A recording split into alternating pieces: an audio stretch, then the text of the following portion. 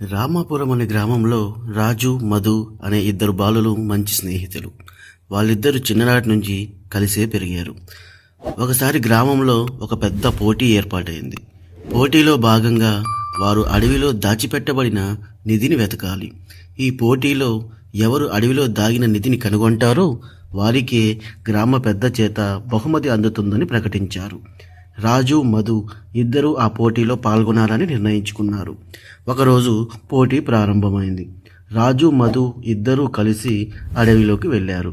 అడవి చాలా పెద్దది. ఆ దారులు తెలియక వాళ్ళు తప్పిపోయారు. సాయంత్రం అవుతోంది. భయంతో ఒకరినొకరు చూసుకున్నారు.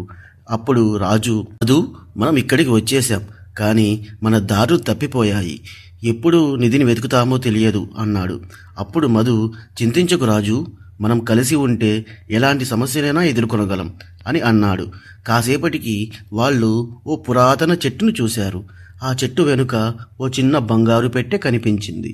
అది నిధి అని గ్రహించి ఇద్దరూ ఆనందంతో తెరిచి చూశారు. కానీ అందులో నిధితో పాటు ఒక సర్పం కూడా ఉంది. అది కాటేస్తుందేమోనని భయపడిపోయారు. కానీ సర్పం మాట్లాడడం మొదలుపెట్టింది. నమస్తే బిడ్డలు, మీరు ధైర్యంగా ఉన్నందుకు అభినందనలు. మీ స్నేహం చూసి చాలా సంతోషపడ్డాను. ఈ నిధిని పొందడానికి మీ స్నేహం పరీక్షించబడింది అని చెప్పి ఆ సర్పం బంగారు నాణేలను వారికి ఇచ్చింది. రాజు, మధు బంగారు నాణేలను తీసుకొని గ్రామానికి తిరిగి వచ్చారు. గ్రామ పెద్దలు వాళ్ళ స్నేహాన్ని మెచ్చుకున్నారు. స్నేహం మన జీవితానికి నిజమైన నిధి అని వారు చెప్పడమే కాదు, ఆ స్నేహానికి గౌరవార్థం ప్రత్యేక ఉత్సవం నిర్వహించారు.